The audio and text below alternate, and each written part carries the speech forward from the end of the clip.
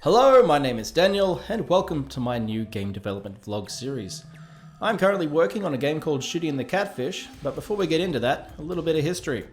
I've been working in the animation and visual effects industries for well over a decade, but in more recent years I have started to make the move to independent game development as a hobby.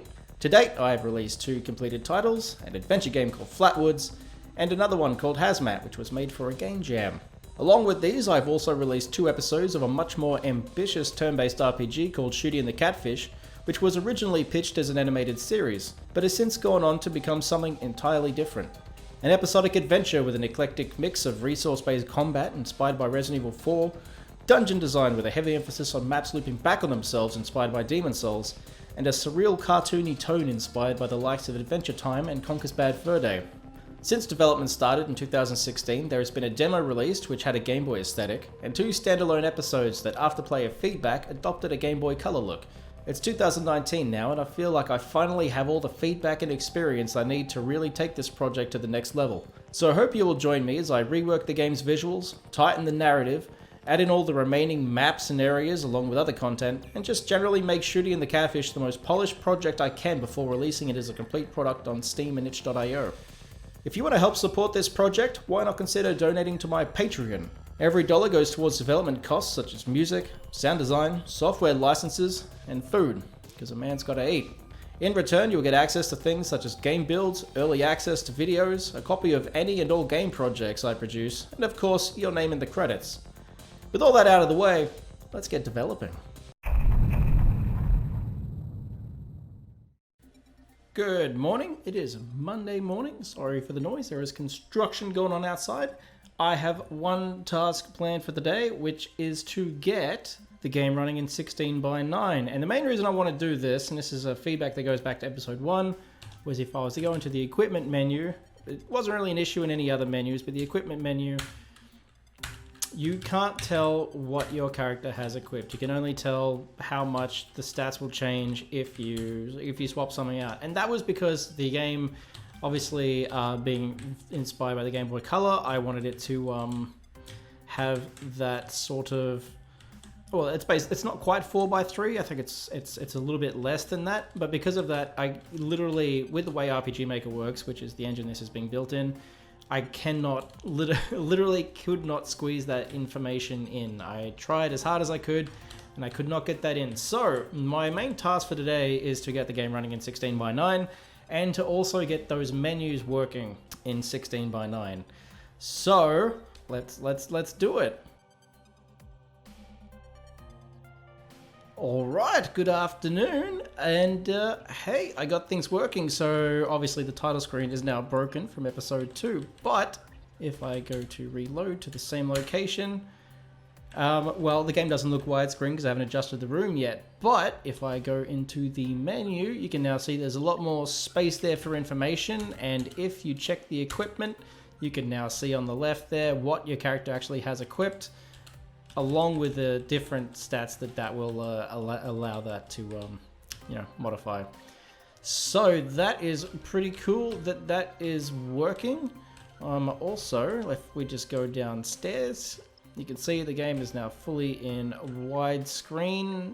In the areas where the maps are actually fully adjusted for that. So that's kind of neat that that's working. So that's all I really had planned for today. So that's a big fat check. Yeah, everything works in widescreen.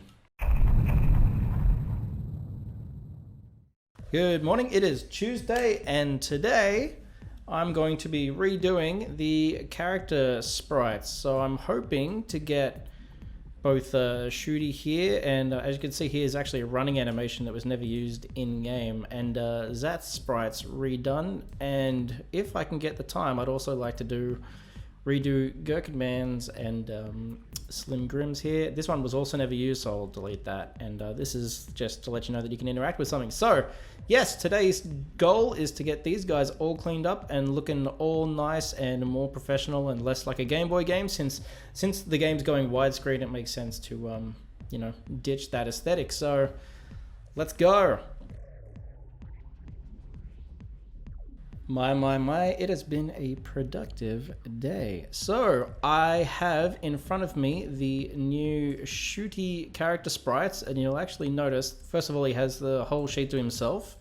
That's because I am now using something called Galv's animation script. It's a plugin that will allow me to have both an idle animation, which is what this little guy here is, as well as the walk animation, as is typical, and a run animation. So, the player characters at the very least have 3 different states that they can alternate between, but depending on what the player is doing, which is pretty rad. So yeah, here's my new Shooty.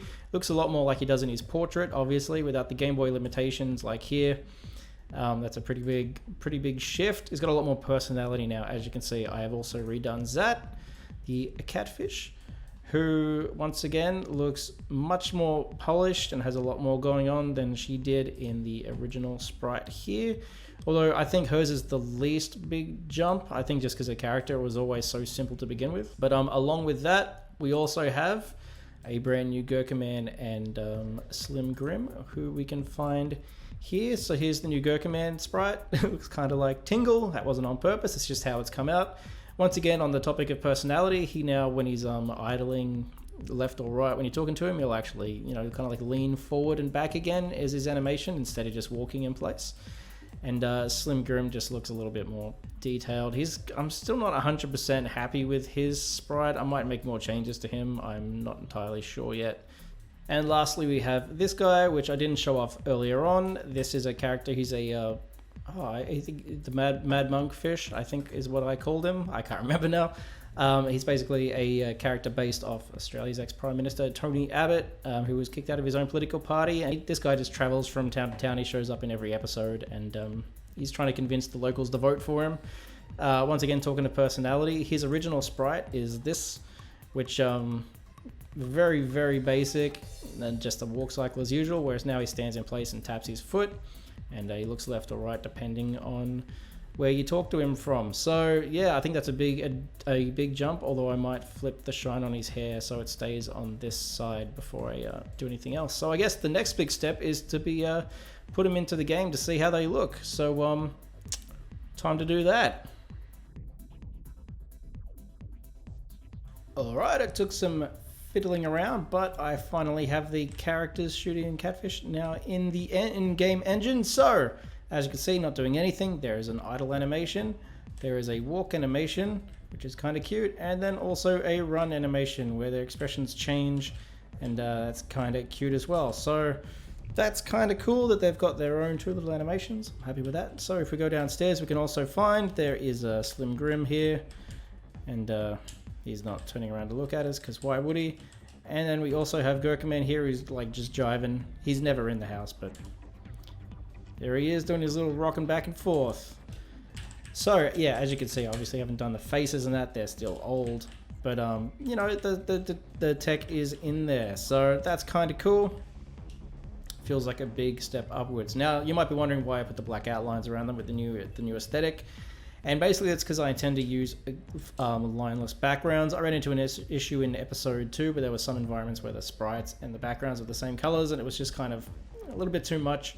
So once the new backgrounds are in, they will have no black outlines, which should make the characters really pop more, which will be nice. So but that is my task for tomorrow. So that's it for today.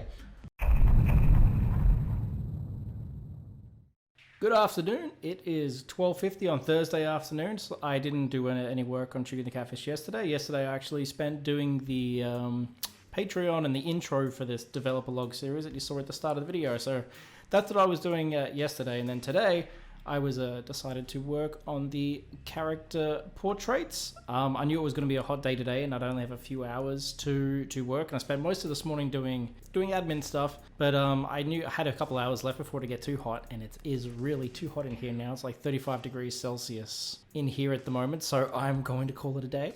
But anyway, so this is the original Shooty face portraits. I'm using a sprite, which I didn't bring up previously. I made flatwoods with Photoshop doing all my pixel art, but I've long since moved to a sprite, and I absolutely love it.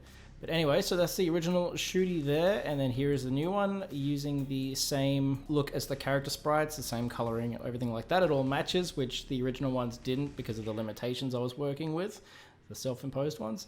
Same with Zaat, the original Zaat here, she was a darker hue, but now she is a lot brighter to go with her new sprite. It looks really, really intense here, but I think in-game, when you're just looking at one in the corner, it should be alright. And then also, Gurkaman's been completely redone. I was never really happy with his sprite. The colors together look kind of gross. But anyway, now he looks like this, and he looks a lot more clean. And got a little extra detail in the hair there and that. And I think he's quite a colourful character anyway, so he translates quite well. And then lastly, we have Slim Grim, who, along with this fellow here, the Mad Monk, I've put on the one sheet since they show up in each episode. And Slim Grim looks pretty much the same. It's just a darker tone. And then this guy here has been completely reworked and is way more detailed now. So I'm going to call it a day. As much as I'd love to put these into the game now, it is just way too hot in here. So I'm going to go find a way to cool down. And tomorrow I'll put these into the game and move on to some other things.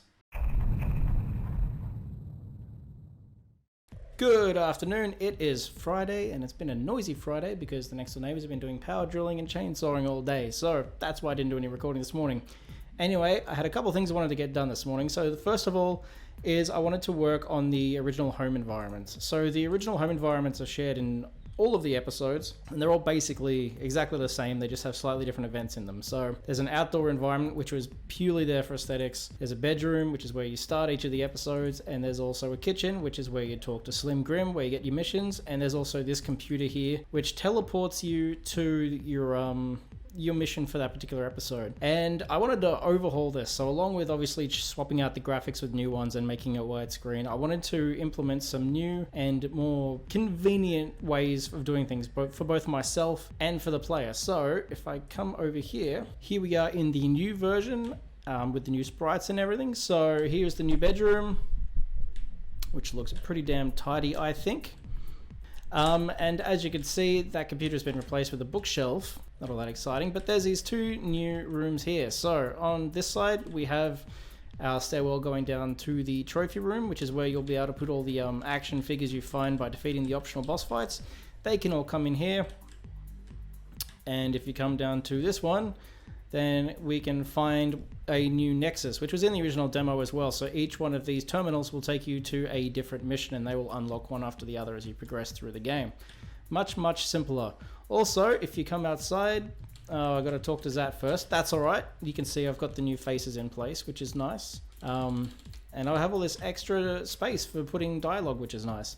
But if you come outside, you can run around freely, and yeah, you can see how much nicer everything looks out here with these new visuals compared to the old ones. So that's really nice. That's as far as I got.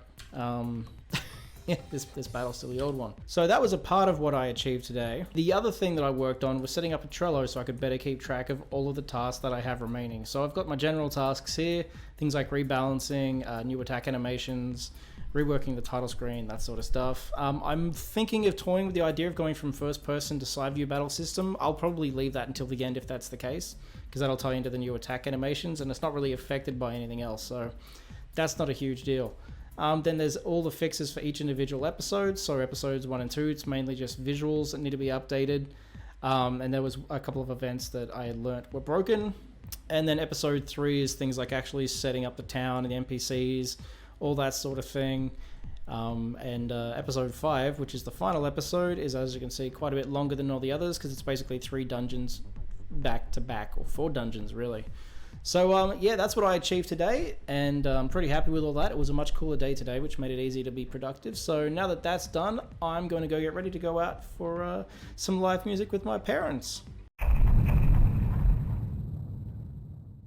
Good afternoon, it is Saturday, and today I was working on the town of Grit from episode 1 of Shooty and the Catfish, along with the dungeon that goes with that. And basically it had to be updated with the newer art assets for the environments at least, and also the interiors of the homes had to be updated to the new widescreen format, because obviously these are quite small, except for these two, which were fine.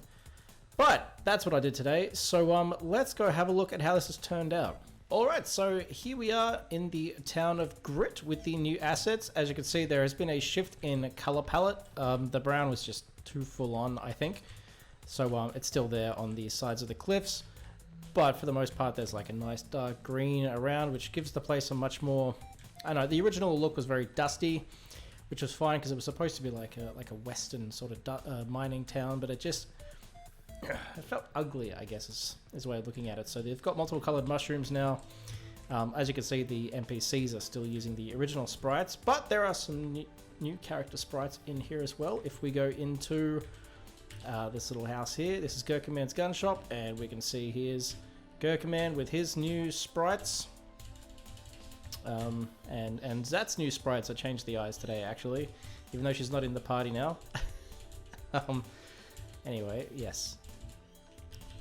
Yeah. Right, so we can leave here. So he is, you can see him in his natural environment, and I can finally show off the Mad Monk himself right here, tapping away in front of the TV with his new face sprite as well. So they're both in the game now, so I will probably next up be redoing their character sprites and portraits for the town, which is probably about a day's work, maybe 2 days work. We'll see how it goes. But yeah, that's it for today. It's a nice cool afternoon and I'm going to relax. So yeah, tomorrow I will be editing the videos, so I won't be filming again until Monday. So I'll hope you join me then as I start making my way through this environment and finishing up all these assets.